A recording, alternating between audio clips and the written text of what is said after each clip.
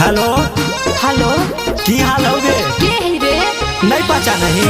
अच्छा तू ही नया नंबर से फोन कैले ही रे। अच्छा वो सब छोड़ ना, मिले के बड़ा मन करे हो, तनी आओ ना। नहीं नहीं नहीं नहीं, भईवा जानते तो गोली मार देते रे छोरा।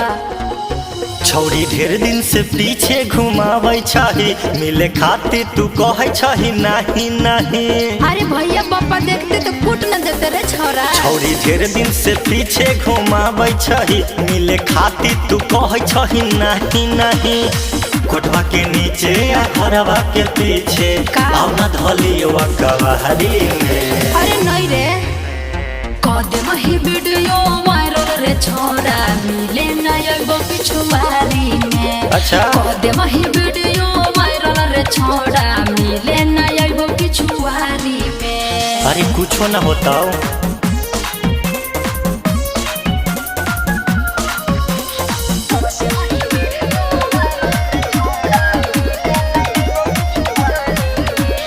Music by Ajit Siri।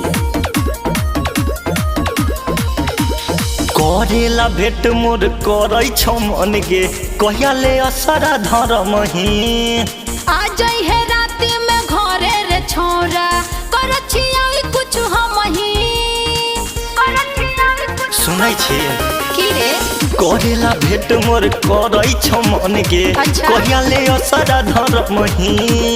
आ जाई है राती में घरे रे छोरा, कर छिया कुछ हम ही। संगे सुते मही चली पकड़ै मही, मिल जैते साजा बेकरारी में। अरे नहीं रे, कदम ही वीडियो वायरल रे छोरा, मिले नया पिछुआरी में। कदम ही वीडियो वायरल रे छोरा, मिले नया पिछुआरी में।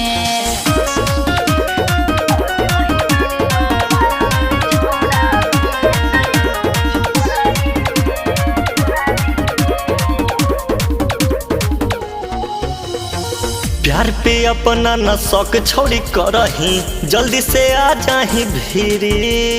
यादों बिटू लाल के जानो ते छही, करतो मजा किरकिरी, करतो मजा किरकिरी। प्यार पे अपना न शौक छोड़ी करही, जल्दी से आ जाही भीरी। यादों बिटू लाल के जानो ते छही, करतो मजा किरकिरी। भरत अजित के बुझे न प्रीत के, पड़ल छै लभ के बेमारी में। ओहो, कदम ही वीडियो वायरल रे छोरा, मिले नया पिछुआरी में। अरे कुछ न होता। कदम ही वीडियो वायरल रे छोरा, मिले नया पिछुआरी में। झूठो डरै छै।